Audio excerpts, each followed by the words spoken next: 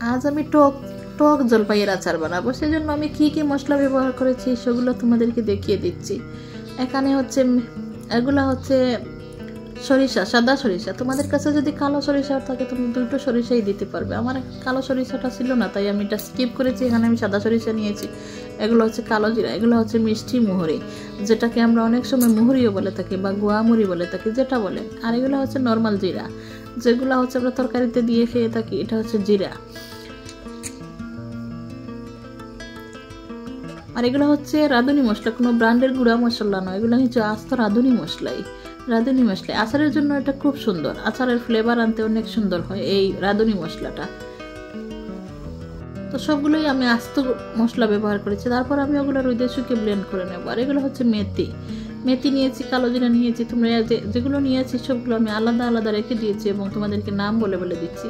আর এগুলো হচ্ছে ধনিয়া, আস্তা ধনিয়া। আর আমার জলপাই আচারটা আজকে একটু টক জাল হবে, সেজন্য কয়েকটা শুকনো মরিচও দিয়েছি। এখন আমি সবগুলো একসাথে করে রোদের মধ্যে শুকিয়ে নেব। রোদে শুকিয়ে নিয়ে তারপর আমি ব্লেন্ডারে ব্লেন্ড করে মশলাটা বানিয়ে নেব। আমার আজকে আচারের পরিমাণ হচ্ছে খুব কম, 1 কেজি জলপাই। 1 কেজি জলপাইয়ের জন্য আমি ওটুক করে নিয়েছি, কিন্তু সবগুলো লাগবে না। এর মধ্যে থেকে আমি কিছুটা রেখে দেব। আর এই যে দেখতেই পাচ্ছ তোমরা, আমি একসাথে মিশিয়ে তারপর আমি রোদে শুকিয়ে নেব। রোদে মচমচে করে শুকিয়ে নিয়ে তারপর একটা শুকনা খোলাতে বেজে তারপর ব্লেন্ড করে নেব। এবার আমি একটা আচার বানানোর জন্য চলে আসলাম। মশলাটা আমি করে নিয়েছি, ব্লেন্ড করে নিয়েছি। এখানে আচার বানানোর জন্য আমি একটা ফ্রাই প্যান বসিয়ে দিয়েছি। ফ্রাই প্যানের মধ্যে দিয়ে দিলাম আমি তেল, সরিষার তেল দিলাম। আচারের জন্য সরিষার তেলই ভালো, সরিষার তেল দিয়ে আচার মানেই সরিষার তেল। তো এবার আমার সরিষার তেলটা গরম হয়ে গেছে। এখন আমি বাটা রসুন বাটা দিয়ে দিলাম। দিয়ে এবার আমি রসুনটা ভালো করে নেড়ে ছেড়ে ভেজে নিয়ে তারপর আমি এই আচারগুলো দিয়ে দেব। আচারের জন্য যে জলপাইগুলো আমি দিয়ে দেব।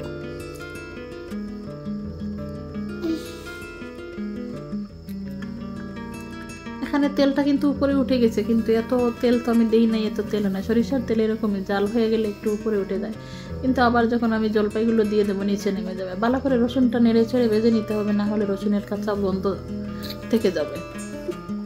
আমি ভালো করে নেড়ে ছেড়ে রসুনের গন্ধটা নিয়ে ঠিক করে নিচ্ছি। এবার জলপাইগুলো আমি এইভাবে করে কিন্তু ঠিক করে রেখে দিয়েছিলাম। এবার আমি নেড়ে ছেড়ে তেলের মধ্যে দিয়ে দেব। আর আচার যেহেতু আমার মিষ্টি আচার হবে না, টক আচার হবে, সেজন্য আমি জলপাইগুলো আস্তে আস্তে রেখে দেবো।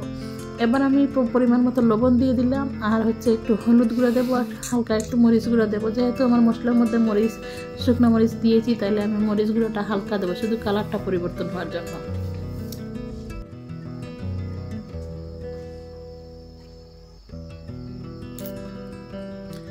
এবার আমি ভালো করে নেড়ে ছেড়ে মশলা, তেল এবং হচ্ছে জলপাই একসাথে মিশিয়ে নিয়ে এখন আমি এই মশলাটা এই আচারের মধ্যে আমি সিরকা ব্যবহার করব, তাই আমি সিরকাটাও এখন দিয়ে দেব। সিরকাটাও যতটুকু প্রয়োজন আমি ততটুকু দিয়ে দেব। আর মিষ্টি আচার হলে অতটুকু তেলও লাগে না, আর হচ্ছে অত সিরকাও লাগে না। দেখা যায় যে এমনিতেই আচার ভালো থাকে মিষ্টির জন্য। যেহেতু চিনি দিলাম মিষ্টি হওয়ার জন্য, আর দেখা যায় চিনিটা যখন গলে গিয়ে আচারের কালারটা লাল হয়ে যায়। আর এই যে আমি মশলা করে নিয়ে আসছি, ব্লেন্ডারে ব্লেন্ড করে নিয়ে আসছি। এখন আমার পরিমাণ মতো যতটুকু লাগলে আমি দিয়ে দেবো, পুরোটা দেবো না, আমি কিছুটা রেখে দেবো। দিয়ে এবার আমি ভালো করে নেড়ে ছেড়ে মিশিয়ে আমাকে জলপাইটা সিদ্ধ হওয়া পর্যন্ত আমাকে সিদ্ধ করে নিতে হবে। যেহেতু আমার টক আচার, সেজন্য আমার জলপাইগুলো আস্ত থাকবে এবং হচ্ছে তেলটা একটু ডুবু থাকতে হবে। আর তো আমি সিরকা ব্যবহার করেছি। ইনশাআল্লাহ আশা করা যায় 1 বছর পর্যন্ত আরেক জলপাইয়ের সিজন আসবে, কিন্তু জলপাই আচার নষ্ট হবে না। অল্প আছে নেড়ে ছেড়ে আমি জলপাইগুলো সিদ্ধ করে নিয়েছি। আলহামদুলিল্লাহ 1 বছর পর্যন্ত জলপাই আচার ভালো থাকবে, 1 ফোঁটাও নষ্ট হবে না, কোনো সমস্যা হবে না। আর এই যে দেখতে পাচ্ছ কত সুন্দর কালার হয়েছে। আর ধীরে ধীরে তাপ দিয়ে যেহেতু আমি জলপাই আচারটা করেছি, তাই জলপাইয়ের মধ্যে মশলাটা ঢুকে গেছে, অনেক টেস্টের হয়েছে আচারটা। এবার আমি ঠান্ডা করে নিয়ে একটা বয়ামে ভরে নিচ্ছি। 1 কেজি আচার যেহেতু, তাহলে আমার একটা বয়ামে হয়ে যাচ্ছে। আর আমি আগেই তো টক মিষ্টি আচার দিয়েছি। যদি তোমরা দেখতে চাও, আমার চ্যানেলের মধ্যে টক মিষ্টি জলপাই আচার দেওয়া আছে, তোমরা দেখতে পারো।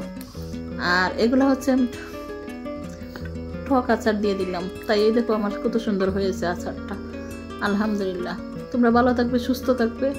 পরবর্তী ভিডিওতে আবার তোমাদের সাথে দেখা হবে। আল্লাহ হাফেজ, আসসালামু আলাইকুম।